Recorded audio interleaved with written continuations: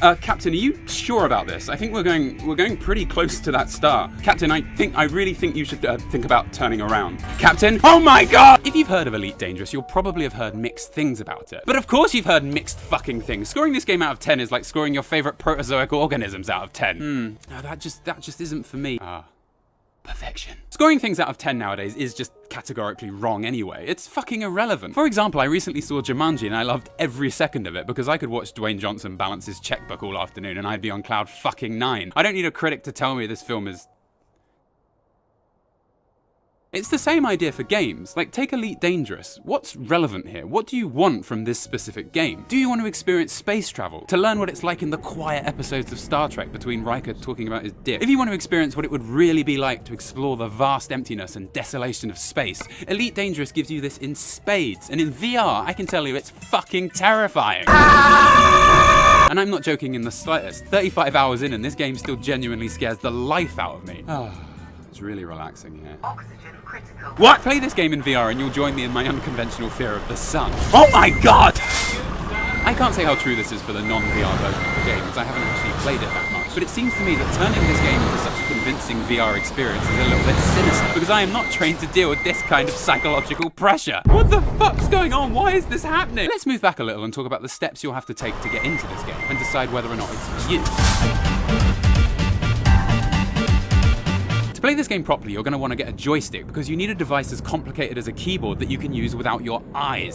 This is because you can't use the VR controllers in this game because the commands you're going to use include, and are most certainly not limited to, nose down, nose up, wings left, wings right, pivot right, thrust forward, thrust back, thrusters up, thrusters down, thrusters left, thrusters right, direct power to engines, direct power to systems, direct power to weapons, engine boost, flight assist, toggle frame shift drive, activate supercruise, activate hyperspace jump, activate weapons and primary fire, use secondary fire, select target ahead, select next target, select target of highest threat, cycle forward through weapons, cycle backward through weapons, activate silent running, activate heat sink, activate cargo scoop, activate landing gear, jettison all cargo, and not forgetting ship sights.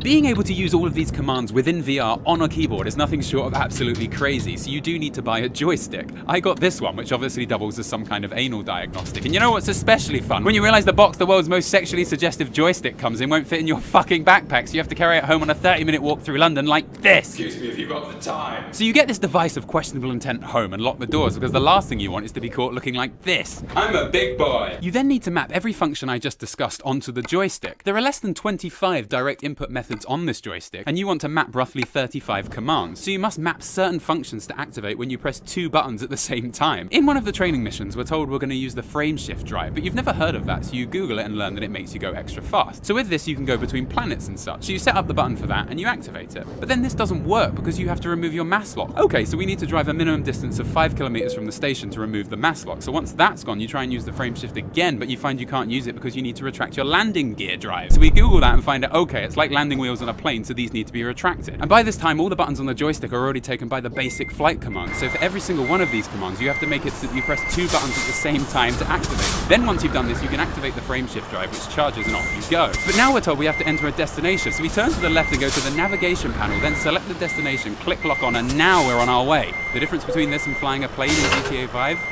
It's 2 hours. Now, I quite like that you have to do this. I feel like I'm actually learning how to drive a spaceship. And it should be quite difficult, shouldn't it? You know when you see an advert for a loan on TV and the company claims it'll be quick and easy and they'll give anyone a loan regardless of their credit statement?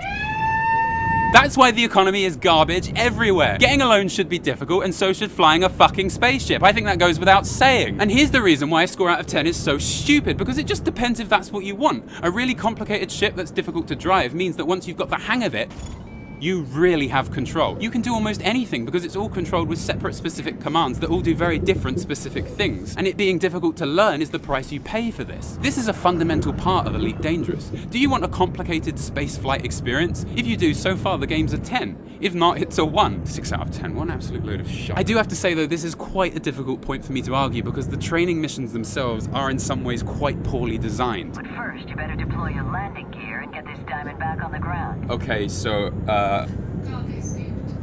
Landing this ship is gonna be pretty tricky without a fully deployed landing gear command. yeah, alright,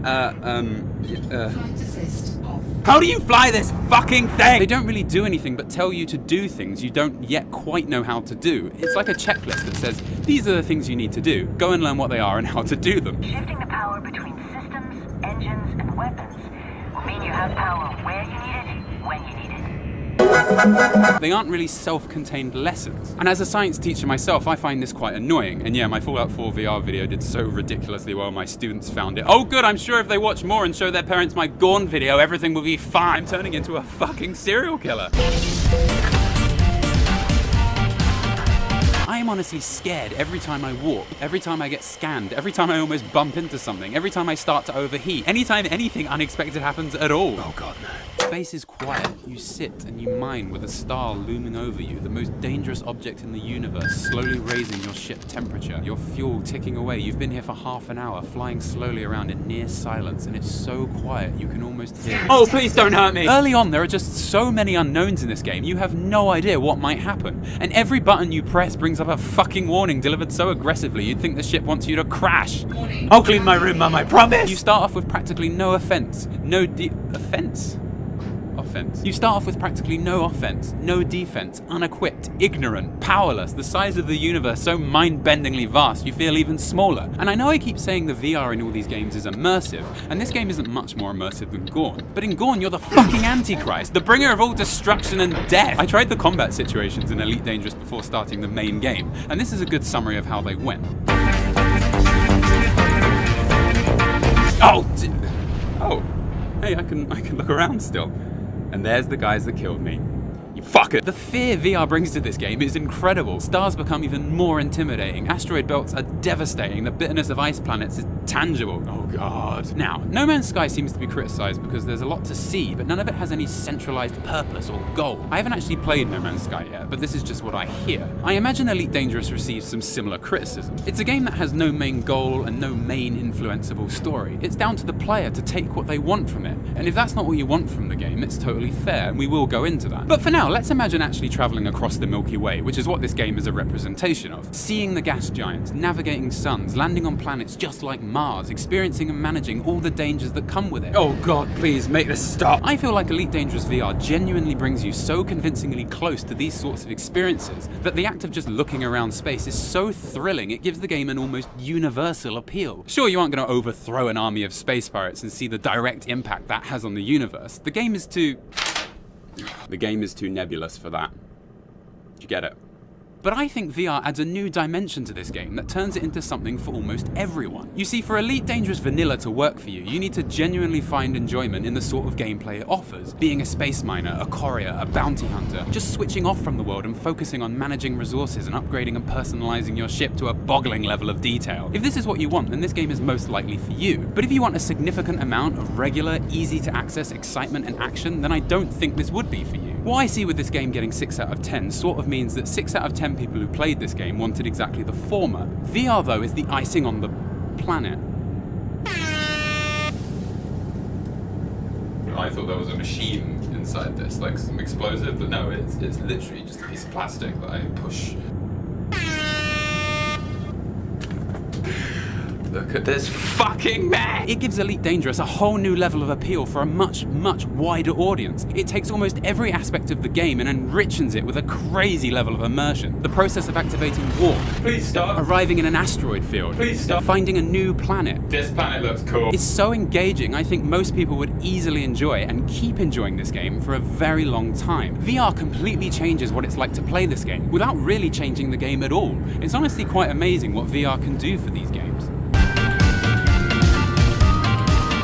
This game certainly isn't perfect. Like, what the fuck does all this mean? Finishing the training missions is akin to fluking your driving test because your instructor was blind and then being dropped straight into the Arc to fucking triumph, except now you have a warp drive ability and an onboard computer so apathetic it may as well be the HAL 9000.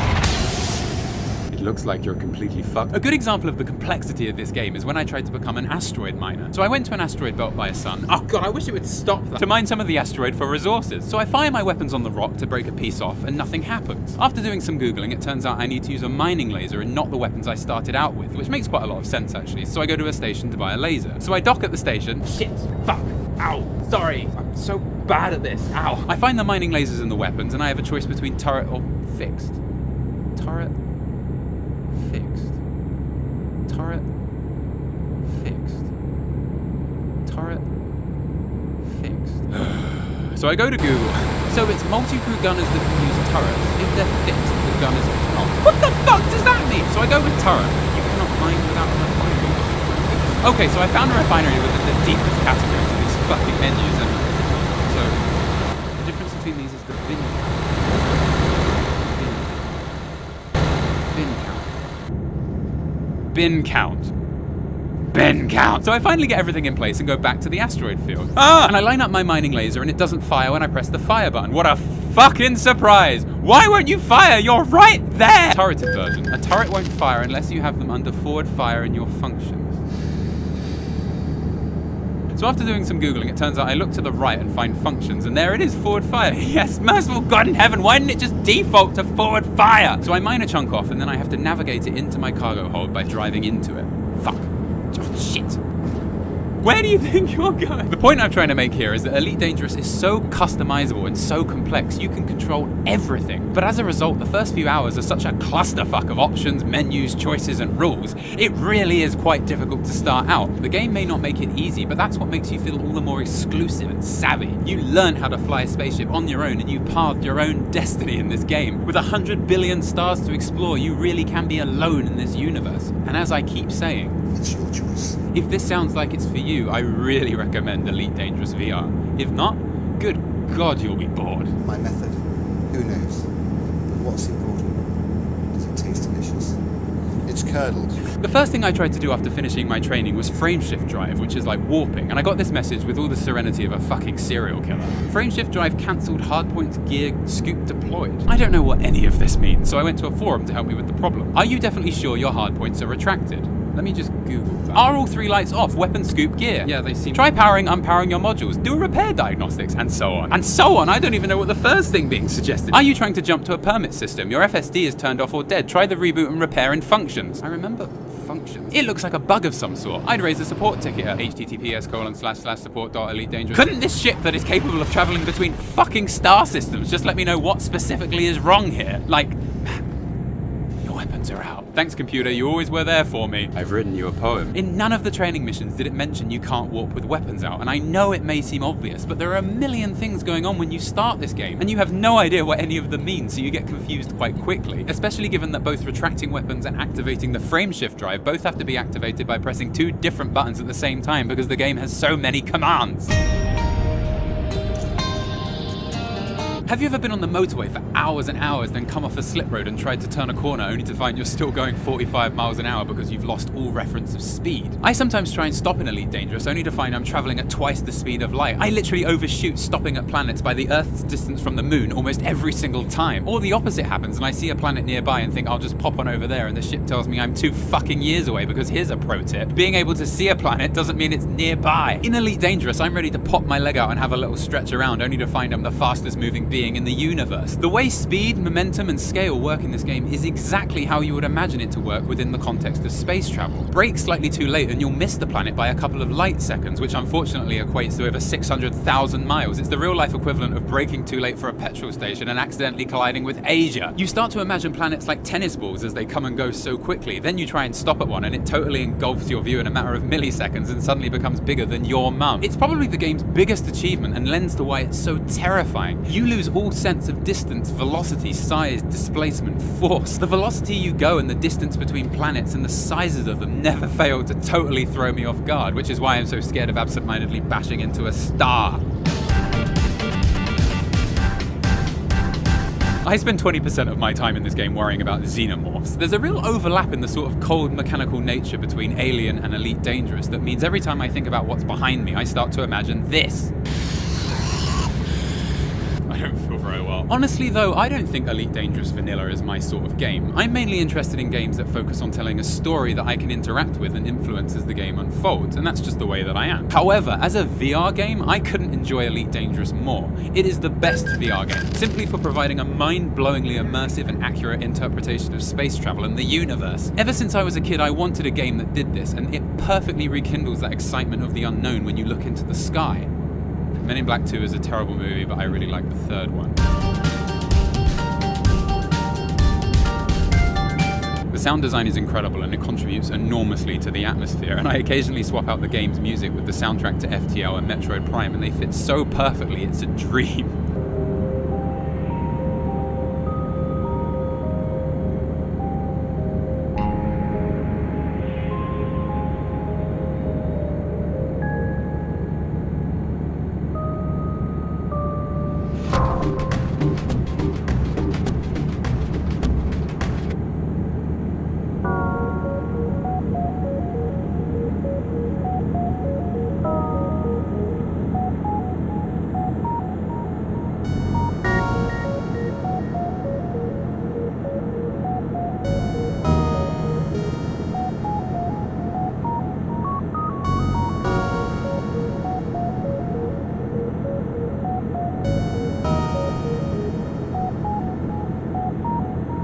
Hey everyone, thanks so much for watching. I'd like to give an extra big thanks to all my patrons, and especially Loke Zunberg, Lizalek, Jerry the Hero, Jacob Soboleski, Austin Howard, Christopher Valens, Vidar Sandstrom, and Trent for your super amazing donations. Thank you so much, guys. Have a lovely year.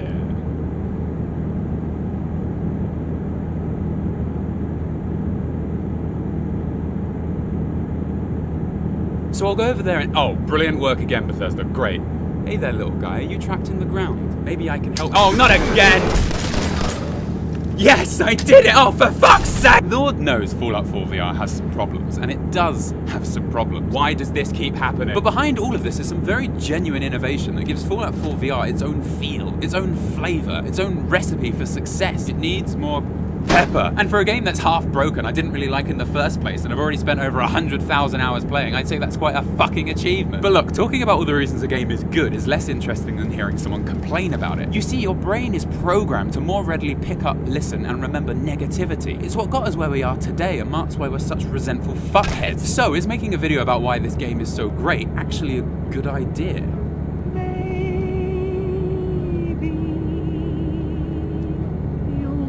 Well, I could complain about one thing. For a game with so much locomotion, Fallout 4 VR plays quite effortlessly. Standing in the middle of a room waving your arms about with a box strapped to your head that does nothing but constantly flash lights into your face while gravity slowly wears you down is understandably a little tiring. But playing this game with the literal world flying past and spinning around you doesn't actually make you that sick. Not like this shit. Ah! So we have this huge open world game you can realistically play all the way through without your neck apparently snapping off. And do you know what they did with this absolutely wondrous achievement? Come here. Closer. No, closer. They released Fallout 4 VR without scope functionality, and it's such a fucking momentary lapse in reasoning, I'm half expecting Pink Floyd to turn up and try and sue somebody. What? They did release the game so you can still attach scopes to your gun, but like the masochists they are, they didn't fucking work in the slightest, so you can't use them to zoom in and kill enemies, so the scopes just sit there teasing you. I am gonna talk about the good stuff soon, I swear. It's all well and good in the open parts of the game before you reach any towns and cities. There isn't much cover, and in the forests there's so much cover you can just sneak through and go power fist on that ass. But once you reach the city, everyone is behind cover, and that cover is behind fucking walls. So, oh, I better just pull out my old trusty sniper rifle. Oh, wait. So you rock up, pissing bullets away like a diabetic with a pack of Skittles. These guns are not for shooting far away things, which is quite an odd thing to say about a gun, but you need a fucking scope, damn it. You don't bring a handgun to a wine tasting, and you don't fucking bring one here either. I'm not Bullseye. What is going on in this movie? So imagine the game has been out for over a month, and this entire area, which is the most substantial part of the game, I might add, is totally off limits, even though this was a full price game, and it took 2 months for them to fix this. And I know many of you are thinking, oh, he's just bad at shooting. And yes, this isn't fucking Halo, people. We are actually aiming these guns. And if you haven't noticed because you've had several brain hemorrhages, I am exceptionally British. And I'm about as good with an actual gun as I am with a mild breeze. I've called for help, but I don't think anyone's coming. The game has no crosshairs, and aiming down iron sights is not the same as Call of Duty. Because contrary to popular belief, I am not steady arms, McNever moves like soapy water over there. And yes, you can get good with the handguns and the rifles and use them to snipe people, sort of. But it's a very bad solution to a very simple problem that we should not be having. Large sections of Fallout 4 were basically built around the fact that you could have scopes, and to remove them and still release it as a full game shows such an alarming lack of awareness on the part of the developers for what Fallout 4 is as an experience. Makes you wonder what the hell is going on. Look, I make fun of them for being inept, but I don't think it's that at all. I think they ran out of time and didn't have enough resources to get everything done. As well as that, this is all very new technology. Oh shit! It is probably really, really difficult to add shit like this on the fly. So what I take from this is we all need to slow down and take on the massively overquoted words from the human equivalent of Taoism that is Shigeru Miyamoto. A delayed game is eventually good, but a rushed game is forever bad.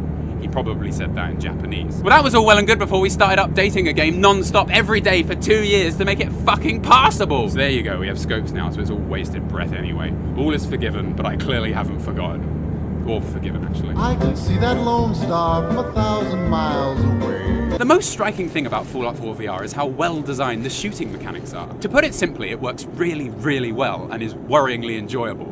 The aiming is pretty much flawless. Fuck! And the 3D is so well implemented you can properly admire the genuinely beautiful craftsmanship and design of the weapons in this game. Look, the Fallout series has absolutely amazing art design thanks majoritively to the artists of the original game, namely Leonard Boyarsky and his art team. What the fuck? And to be able to actually hold these awesome weapons and have them work so well is why this game survives so many of its flaws. This is arguably the most important part they needed to get right, and to be honest, they absolutely nailed it.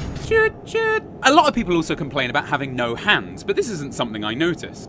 There are already really good VR games out, like Arizona Sunshine, where you have hands. But for in-game hands to work in VR, they generally have to move independently from you anyway when you do things like reload and perform certain actions. So having them in the game doesn't really help the immersion at all. And to be honest, I really like watching how the guns behave in Fallout 4 with nothing in the way. Seeing how they work and reload is honestly a little mesmerizing to me. Calling me back home, though I ventured far astray. That is hands down Can I go up now? the most impressive thing Bethesda have achieved in this port. The team here have made something truly special. Look, I don't write these shit jokes. They just keep happening. And it's surprisingly balanced in a game with a fucking compulsory invincibility mode. VATS here could stand as a benchmark for how slow motion VR gameplay could be integrated into RPGs. It's that good. In previous games, VATS was basically just a pause button that gave you some options of what you could do. And this was a good interpretation of turn-based combat. But in VR, this mechanic's now controlled by where you yourself are aiming. So by slowing down time, it gives you more of a chance to center your aim on the target, which, as I've discussed, when the target is a little further away is...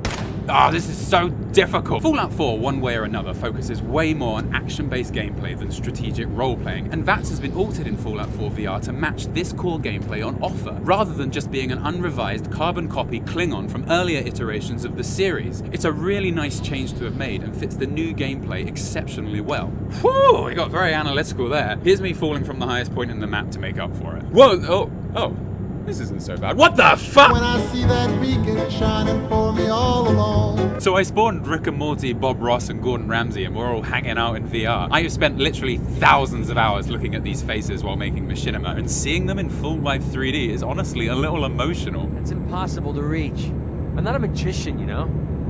I hate all of you! Playing the original Fallouts has taught me that Bethesda gone pinched every aspect of the visual style they used for Fallout 3 and onwards. Fallout 3, 4, and New Vegas, God bless its divine soul, are near identical first-person visual recreations of the original games. I mean, they're all beautiful, stylistically speaking. And I'd say this is a huge contributor to the success of these games. The graphics of 4 were a little aged even on release, but the style was still there, and I'm sure many people still find this very appealing. Pretty pictures. Bethesda put a lot of effort into the finer details of the visuals of Fallout 4, but you honestly don't really notice them in the original game. I mean, look up in the vault in VR, and it's an absolute madhouse of steam, pipes, and wires, and they're all individually rendered. Adding this many separate meshes to the ceilings of a building somewhere that no one's gonna look out or notice is a lot of unnecessary work, which probably should have been spent on other things. But in VR, you are so much more receptive to what is going on around you because, you know, you're actually there. Oh, for fuck's! So you start to notice these details all over the game world, and they really do make many of the locations so much more impressive and interesting to explore. Oh, I need to stop installing so many mods. I mean, this is just... What the fuck is that? It's actually really interesting that all this effort is finally having some genuine impact over 2 years after the game was released. The animations in Fallout 4 also get a bit of a bum rep. I mean, they do look fucking awful most of the time, let's be fair. But just like in the Vault in VR, you can't help but be enthralled at the genuine attention to detail Bethesda have applied to a good portion of their characters and animations. Oh, hello there. Oh my god! Straight up, Mr. Handys look amazing. When they're around, Fallout 4 VR suddenly feels like it's become a simulation to test robot designs before you build them. I'm really sorry. As an NPC, they are made up of so many separate, intricate moving parts, it just adds to the bafflement that you'd let this monstrosity with a saw as big as my head near a fucking baby. Darling, the abomination that's looking after our baby is fucking blowing up again. So now the cutscene where you watch all the Mr. Handys explode is like watching years of detailed and intricate work burn to the ground before your inadequate eyes. Like watching a flower die or when my coffee comes out too weak. What have I done? The same can be said of the vault door unlocking, the Mr. Handy tower opening, meeting the mechanists for the first time. Oh, that's right, I don't have any footage of that because the DLCs aren't supported in VR because fuck the consumer. The developers of Fallout 4 seem to favor this idea of applying numerous moving parts at once to initiate and signal an event, even when opening a fucking door. This is a reasonably appealing thing to watch in 2D, but generally its complexity is lost a little because you aren't really able to see it that closely. In VR, you are so much more receptive to these animations. They come to life in a pretty spectacular way. Please don't hurt me! And just act as a little sprinkling of joy and immersion to many of the locations and encounters you have. I mean, look at this, it's fucking...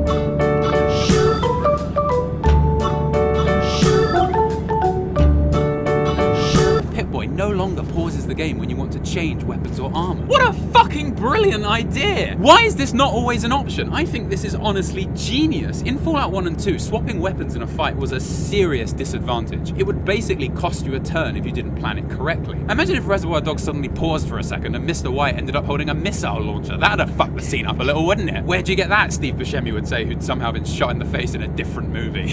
Imagine wanting to change a weapon in Fallout 4 if the game didn't pause. You'd need to be quick and choose at the right moment, or run into cover ready to make your decision. This small change would totally alter a huge part of the game and make the combat situations, which there are a lot of, so much more tense and strategic. But nah, that would make the game challenging, which is somehow a bad thing. The roads are the dustiest, the winds are the gustiest, the gates are... If you aren't fighting in Fallout 4, you're exploring. So it stands to reason that this needs to work really well in VR too.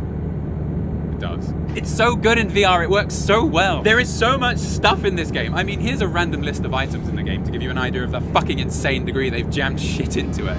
There are beer bottles, baseballs, beakers, paintbrushes, toothbrushes, hairbrushes, pint glasses, drinking glasses, shot glasses, eyeglasses, cork, copper, concrete cloth, beryllium fucking agitators, gnomes, gears, globes, glass, gold, swan boat, fragments. I mean, just skulls alone. Brahmin skulls, Kappa skulls, skull cap bones, skull faceplate, skull fragment. God, these guys like skulls. Upper skull, human skull, and you get the idea. I wonder if it's just me, but I totally miss collecting the bobbleheads all the time. Or a really cool weapon will be just lying on a desk and I'll blindly wander past and start holding all the fans instead. Because in this game, screws have all the economical worth of a fucking human being. Father, what's going on? Not now, Sean, there are screws here, I can smell them. What I mean to say is exploring in this game is quite an involved task because every room has so much in it. You spend half the game time looking through shelves deciding whether or not you really can fit in another typewriter. Literally discarding fucking missile launchers to make room for more pepper mills. I need them, really. In VR, and I seriously mean this, you miss nothing, and exploring a room takes literally no time at all because you're actually in that room. You see, in real life, if you were to walk into a really cluttered room but there was a fucking gun in the corner, you're gonna probably take note. And it's the same here. And because you can actually reach out and grab the things yourself, you can rummage through a room and steal stuff faster than a kleptomaniac on speed.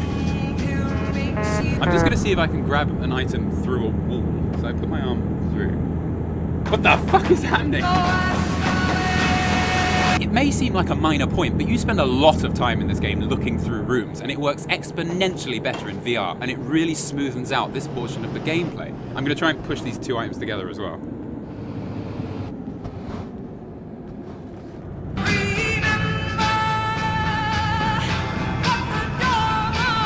I'm not sure about this one at all, because generally I'm quite prone to getting motion sickness. Whoa, okay. Basically, you could say if there was a lead belly perk in real life, I certainly didn't take it. What the fuck am I talking about? Somebody touched my spaghetti! When I first started playing Elite Dangerous, it made me sick. Like my stomach itself was turning the opposite way to the ship. I wonder what would happen if I threw up while wearing this helmet. By the time the video was done, I could literally do this and feel almost nothing. Can I stop doing this? I have a sneaking suspicion that you can develop sea legs, but for VR. VR legs. Vlegs.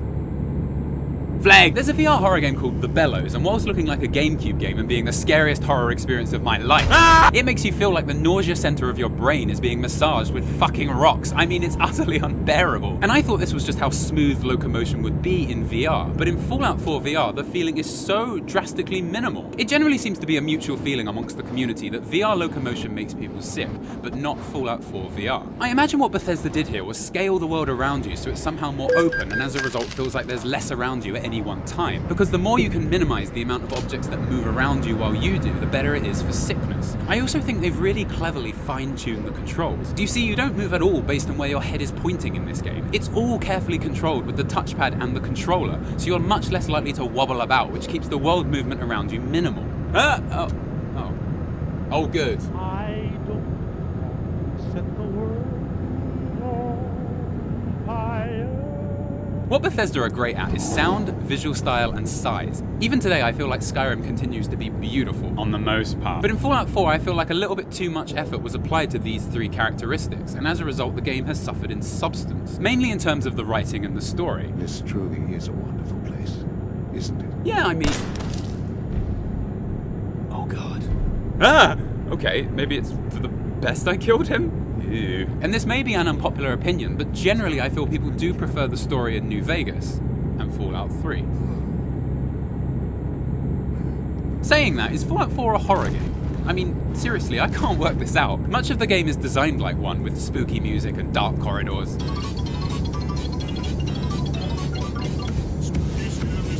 No, I'm not doing it. I'm not editing this together. This is not funny.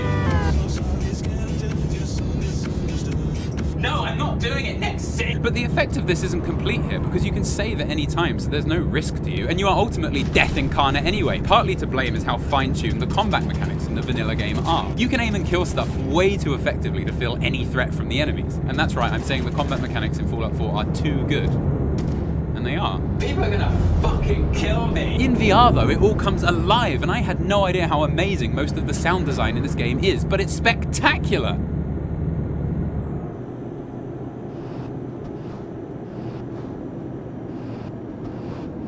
That combined with the obvious immersion and the fact that you yourself have to swiftly aim at this living proof that there is no God before it rips your face off is all the more intense and allows the many horror aspects of the game to take over properly. And this all leads me on to a success that also results in the game's main failure. Yeah, that's some convoluted shit right there.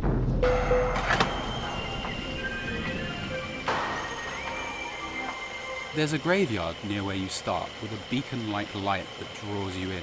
You slowly tread through a dark forest to get there, the eerie music building as you get closer. The graves have flowers, skeletons, vases, fucking empty cribs. You slowly explore the graveyard, becoming more and more certain that you're being watched. You enter a crypt with a cult-like shrine glowing in the center. Suddenly behind you, you hear footsteps. You swivel around and unload 2 shells into the face of an unsuspecting raider returning to his shrine. Now in VR, that was really cool.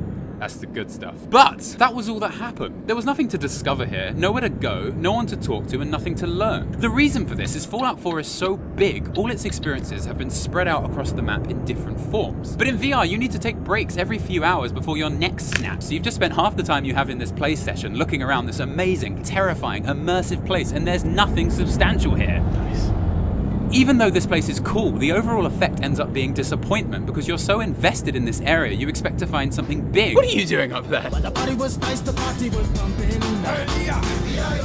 And everybody having a... The main point I'm trying to make here is that as a port, Fallout 4 VR may be an absolute mess, but it's filled with enough ingenuity and exceptional good points that it's still a fantastic experience. However, even if all its problems were fixed, at its core, this outrageously open-ended, spread-out gameplay jars a little with VR as a medium. Spreading things out this much, for me, only acts to deter the fun I'm already having, and am ready to have. But this isn't the fault of Bethesda. It's because Fallout 4 isn't a VR game, and it can't be, because that's not how it was made. In Fallout 4, I would agonize about whether or not I should leave the house with a missile launcher or a flamethrower. I would do this like I was deciding whether to leave the house with a coat or not. Well, it might rain, but I don't want to get too hot. But it's not that cloudy right now.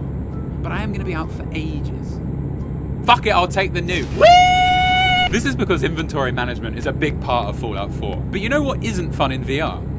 Inventory management. You do not want to spend your precious 2 hours of game time deciding whether or not you should risk taking more lunch boxes out with you. It just isn't worth it. Turn off the weight limit. Go on. Come on. There we go. Doesn't that feel better? I'm finally free! A good trade-off here is to stop using fast travel. That way you can take what you like with you, but you have to explore the game organically, because there's nothing more immersive than blacking out for 60 seconds, watching a loading screen, and then appearing in a different zip code, is there? Also, VATS is loads of fun to put points into agility and perception, so you can use it more if you like. If you want, you know. It's your choice. There's no real recipe. Oh, they all hit my teeth.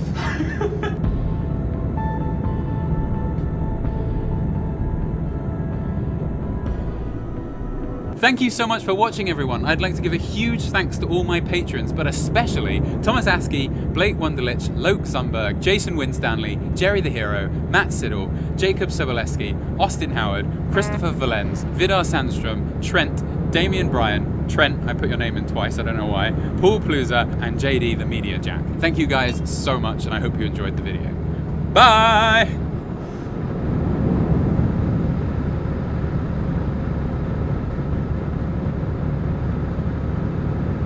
Whoa, okay. I think I may have finally found a virtual reality experience that can simulate the feeling of being turned inside out. I'm looking into the eye of the storm. One day after waking up from my 7-year coma, I found that game developers had been emailing me their own games for me to review. Oh. And on that day, I decided, yeah, fuck it. I'll review every VR game ever made.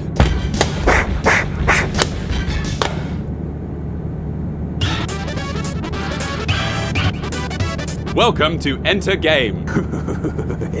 The first thing I notice in this game, other than the fact that it's some kind of first-person melee game, is that when I hold up my arm, my hand in real life is here instead of here. So when I look down while I'm wearing the Vive, it appears that my hand is starting here, and my sword is sticking out from up here. I imagine the reason for this is to extend your reach a little, making whatever combat there is slightly more effective. And after a few seconds, you do honestly stop noticing it completely. You dare throw my honor into question? Have at you! I also notice your health and your stats are on your wrist, so checking these is simply like checking your watch. So you lift your arm. Have you got the time? The craziest part of this game is making selections within the menus. You see, both your hands are always holding something, so I'll just click here, click here,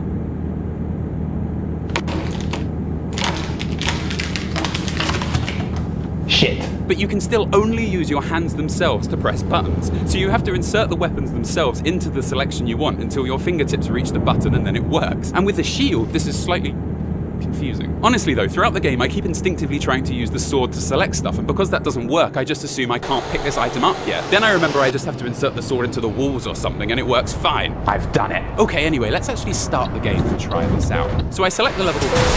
Oh no, I need to use my hand. And I select this and nothing happens. I've tried grabbing it, tried other levels, tried teleporting into it. What do I do? How am I supposed to get in here? Oh.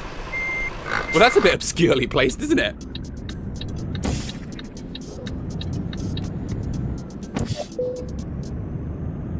I mean, this is a pretty intense looking portal. I'm quite anxious about what will happen when I go in. Oh. Well, this isn't so bad. And the actual game? Please act prudently and be careful in everything.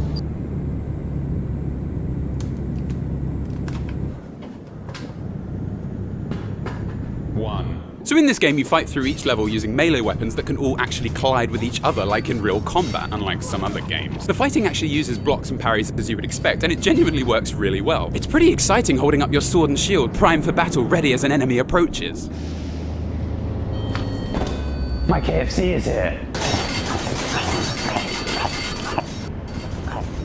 Feast yourself, human, for the day will come where Khajiit will taste your flesh. The graphics are generally quite appealing, and on first glance they're no more advanced than Skyrim, and I'm perfectly fine with that. But unlike Skyrim, the enemies in this game actually look like, you know, fucking people! But its draw distance is what is driving me crazy. Watch what happens as I back away. Everything starts leaving this plane of reality like it's got somewhere better to be. Oh really, patch of grass? You're that sick of being around me? Damn you, grass! Then when I walk back, it starts appearing at such a rate you feel like a fucking forest is about to sprout up in front of you at any moment. You do have to hold yourself back and stop yourself from doing this. But if you treat it like you're actually fighting, it's genuinely really enjoyable. In Gorn, the fun is about absolutely annihilating your opponent rather than, you know, actually using a fighting stance similar to that of real life. I shall be known as the Grand Champion. This game tries to make the fighting feel real, and on the most part, it succeeds.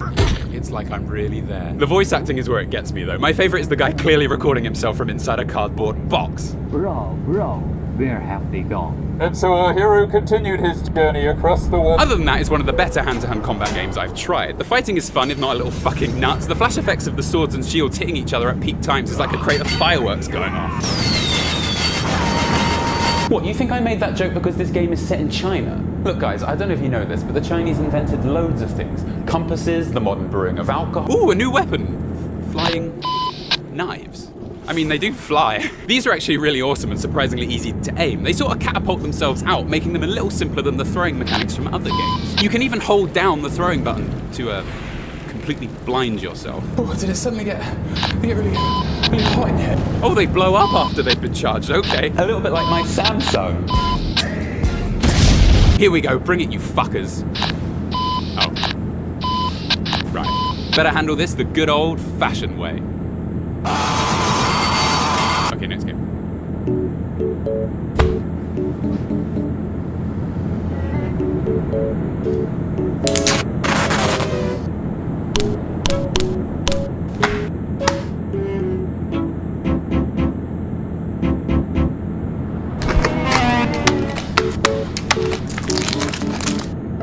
What's wrong with this? In this introductory email from the game's creator, they assure me of the game's quality by informing me the prequel was played by Jackaplier and Mark Septic Eye. Look, I know these two are important, but combined I think they've screamed over every single game ever made, so it's hardly a symbol of quality, is it? Oh look, a sign, it says something. This is one of those escape the room style of games which I am extraordinarily fond of. There is actually an escape the room game I wanted to promote here, but when I Google everything I can remember about it, all I get are images of Mary Berry. The fuck is that? The escape the room genre of game lends itself really well to the VR genre of game, because they're basically just look around and pick shit up games, which is what VR is best at. Oh look, you found a picture, you win! I like this picture too, but it isn't my favorite piece of art by a long shot.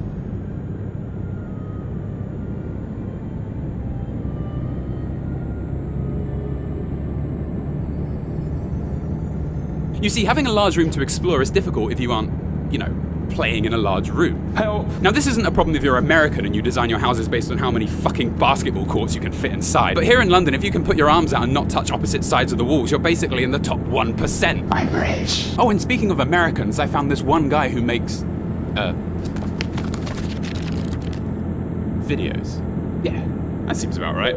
It's Sorrow TV. Each area of the game is separated by a single elevator which rotates as you go up or down. This ultimately means even though you're just walking back and forth in your house, you end up exploring the whole game without hitting any walls, as you can see here. This is a very elegant solution to a size problem many people may have. I mean, just check my inbox. Wait, it's just a joke about me having a small penis? Yep. Maybe next time we'll have a fight about it or something. But even after all the hours I've spent playing VR, this spinning still manages to make me feel a bit dizzy, so I have to shut my eyes whenever I'm in here, and closing my eyes inside a game while being in a room inside my house where I already can't see anything is a little bit strange. Also, for the love of God, don't click S on the elevator!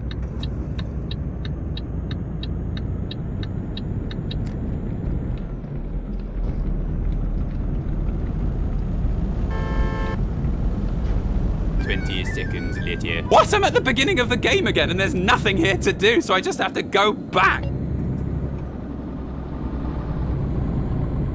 Oh yeah. This is particularly frustrating if you're not sure how to solve a puzzle. Looking around the whole map trying to work out what needs to go where takes way too long. Do you want the wine? Do you want the wine? Why does no one want the fucking wine? You want the wine, don't you?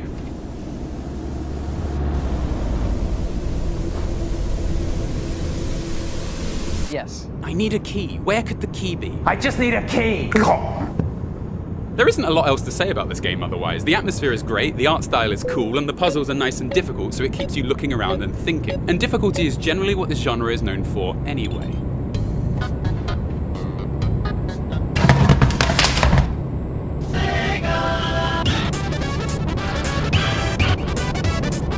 This game was basically made by a single person, and in the email from him, I am wisely informed the game takes 20 to 13 minutes to get the hang of. 20 to 30? What the fuck? This game has intense movement. You may fall over in real life. Please clear play space. Oh fuck. You hear that, Sid?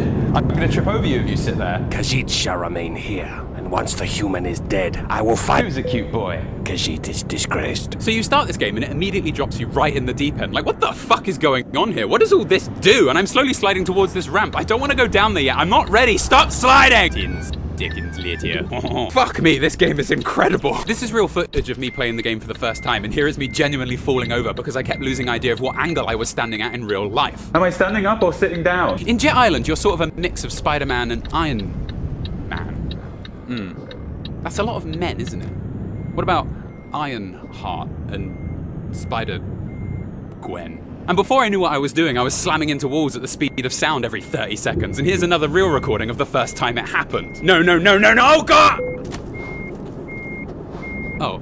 The bottom line here is that flying around and swinging about is only going to be fun if you feel like it's really happening. This game was built from the ground up with that goal in mind, and it pulls it off perfectly. The number of times I had to come to terms with my inevitable demise to only find out I'm of course playing a fucking game and the walls aren't actually trying to kill me was a little bit life-changing. Fucking walls! Press grip to stop. Oh, well, you could have told me that before this happened 7 fucking times. Oh, it's all over! You have to get the hang of the hook shots really quickly too, and using them reminds me of this lesser-known game that just came out on the PS4. But I don't know what would be more fun, really. I mean, here you get to swing around a city filled with buildings. I mean, look at all those different colours of brick. Whereas here you only get to swing around the dreamlike wonderland of intrigue and majesty with Leviathan bosses and free-form physics puzzles. Jetpack. Guns. Don't talk shit about the Spider-Man game. Fucking idiot. The graphics may be a little dated for some, but I feel like it's got that old-timey polygon feeling from 90s PC adventure games like Little Big Adventure or Fallout 2 that gives me that sort of otherworldly feeling in totally the right way. I mean, as you play, you get little glimpses of the rest of the map, and you get that wonderful feeling of, oh my God, what is going on over there? Can I go over there? Like, I mean, what the fuck is that? I didn't realize this was Breath of the Wild. The map screen, at least early on, is an absolute clusterfuck. I mean, what in God's name am I looking at? Where am I? Where am I going? What does gross income actually mean? It's like this with all maps in VR games. I mean, I need simplicity. This could be anything between a map of a theme park to a meteorite crash zone. Oh, but what if a meteorite really did hit a theme park? Make it stop. And finally, the absolute best part of the game is the gun that behaves like the noisy cricket from Men in Black. Kay! Get down! Oh no. This joke was meant to be completely different. As you can see, these are filled with helium. The website I bought them off. These balloons do not float. Who the fuck sells balloons that don't float? I mean, for God's sake.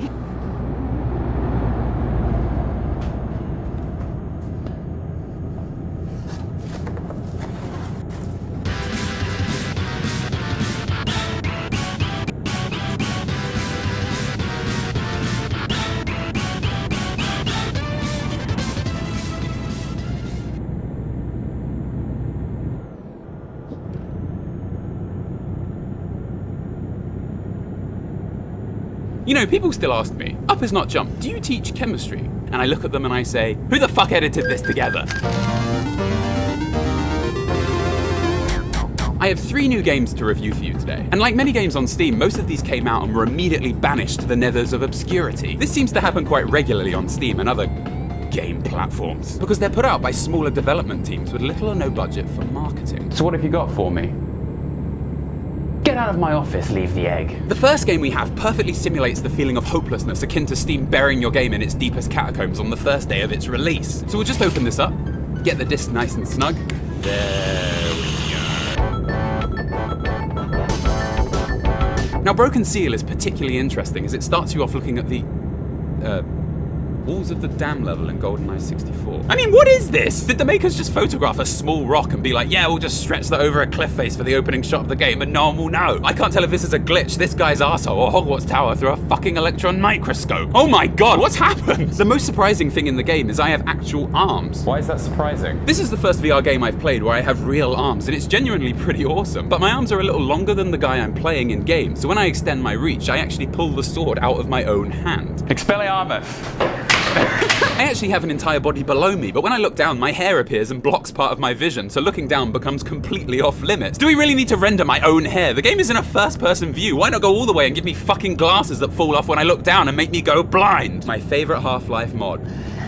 So immersive. It's even worse when I go downstairs. Seriously, why has this been implemented? It's completely useless and causes nothing but problems. Just do what Elite Dangerous did and hope you never catch a glimpse of yourself in a mirror. What is consciousness when one has no face? There's a real mishmash of textures here too. It's completely bizarre. The sky looks great, even better than the space in Elite Dangerous, and that's where it's fucking set. The trees also look, well, kind of nice, but in front of them are these. What am I looking at? It's like the stomach contents of that woman who eats rocks. I mean, look at this portal. It's not quite as fancy as we're used to, but clearly it goes somewhere nasty. The gates of hell. The river Styx, perhaps. Oh wait, no, never mind. It's the exit. I'd hate to see the door to the bathrooms. Always a line. This area of the game is mainly just a menu area for creating your character and adjusting the settings to your liking, which is a nice touch. You then enter a portal and that's what takes you to the main game. Okay, now this is more like it. It's strange that the first screen of the game is such a clusterfuck of visual styles, but once you start, it genuinely has really nice atmosphere. Suck it, Dobby, I've killed you again. Oh. Well, he's in hell now. I begin my journey by finding this guy who teaches me a spell, and to use it, he says, hold the right trigger and you can see a purple orb. Keep holding when you speak the spell until the magic affected or not. All this guy really means is to use the spell I aim, press the trigger, and say out loud the spell I want to use. Alright, here we go. Fireball.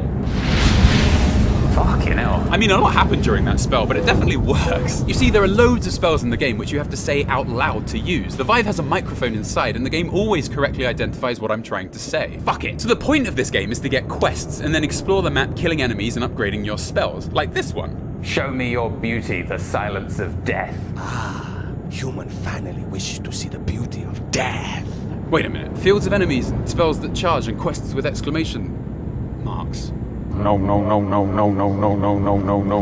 For those who don't know, this game is starting to look a lot like World of Borschmaft. Nailed it. Warcraft is a life swallower, a time succubus, a wallet muncher. I put more time into honing my character's alchemy in that game than I did my own fucking chemistry degree. Then grab a reflux condenser. This'll do. The game isn't perfect by a long shot, but it's extremely varied and the locations and atmosphere are really compelling. I like how you can hit your shield with your sword, taunting enemies as they approach you. Come at me, bro. The lack of polish on this game, however, is quite obvious. The sound is really off for a start, so although the music and the atmosphere is great, the sounds the enemies make aren't directional at all, so it sounds like the enemies are all around you, even when they're just straight ahead. So I keep finding myself turning around to see if there are any enemies behind me. No enemies here, human. Only your good friend Khajiit. Come closer. Retribution!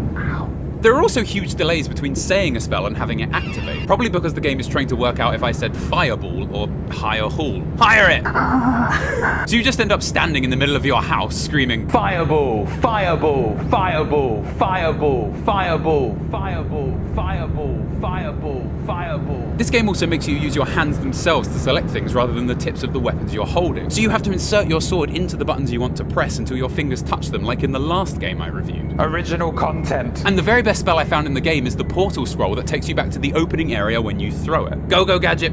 Portal. Fuck.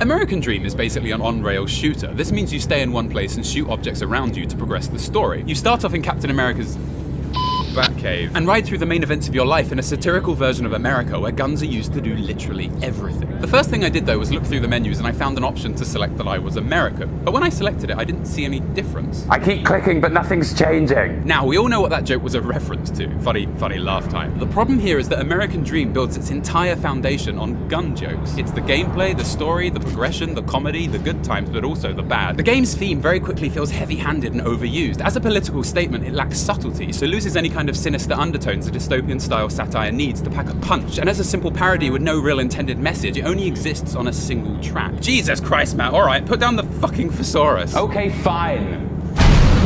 However, as a sort of reverse broken seal, it's polished as fuck. The gameplay is smooth, the handling and the reloading of the guns is brilliant, and the graphics are some of the best I've seen on the Vive. I like how when you fire a bullet, it stays in the room and bounces around. So if you fire numerous times, the room fills with floating You are a objects. fucking idiot, Guzzy. Not like this at all. There are great moments too, like when you get this attachment for your gun and it acts like a hand because you don't have hands because they're guns. It's like the tiny little hand out of Deadpool, and it's kind of mesmerizing.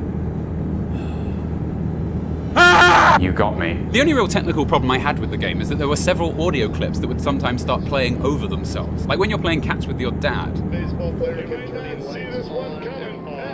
Oh, that was it. It's okay. What did you say, Dad? I said. I nice sure am catch, having son. a good time.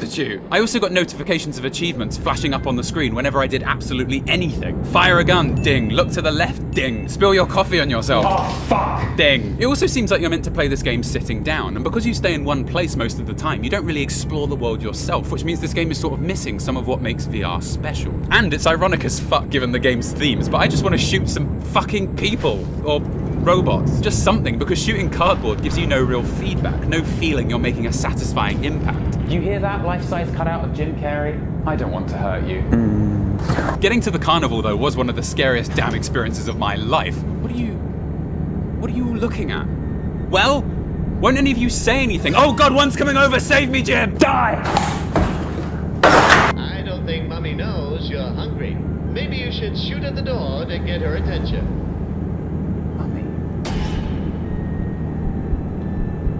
Dog. God. Wait, something's coming back to me.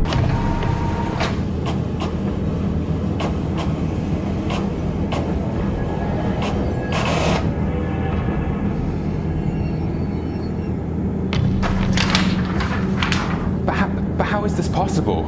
I replaced the medic last week. Oh, okay.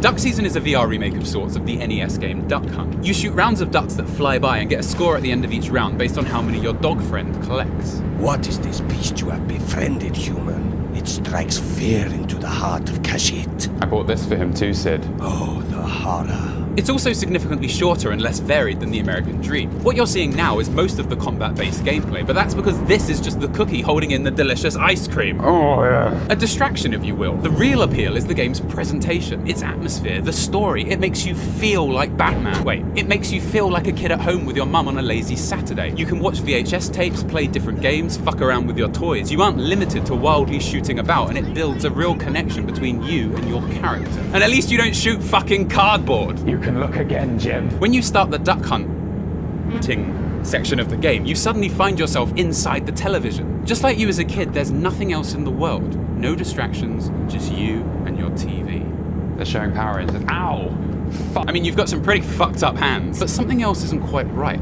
Something's off here. And as the game progresses, it gets stranger and more unusual. Just watching this kid fire a gun is so much more impactful than anything that happens in American Dream, because everything else going on in Duck Season is seemingly normal.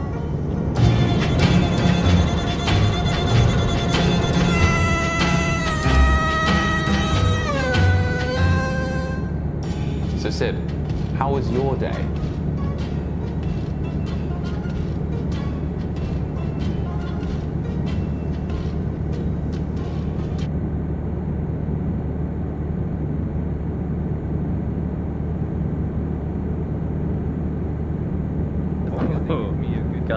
That's just a personal preference because it's not loaded. Why is it called Pavlov anyway? Maybe it's conditioning us to be school shooters. But I finished school years ago. I'm 32. It doesn't stop from shooting up a school. That's true. You don't need them that often in this game, just to switch weapons. Now, oh fuck. Hang on. Fucking stupid fuck. Hey. Can't fucking pick it up. Don't pull the trigger. Oh, right, sorry. Oh, that's weird. Oh god. Oh dear. Okay, hang on. I don't get. Hang on. Oh no. Oh fuck's sake. Oh my god, it's Office. How do you Hello. ammo into the? I can't hear any of you guys. It's the teammates. Latest checking. Phone! I got this now. I'm ready. Alright.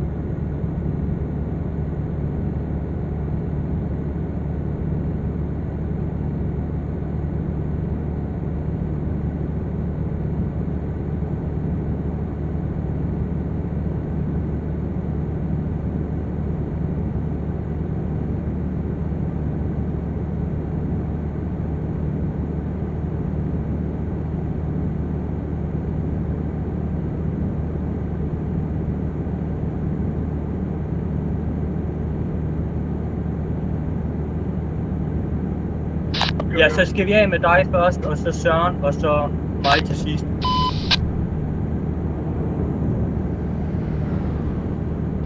Vi holder bare ude på motorvejen og venter på, at I kører ind med os.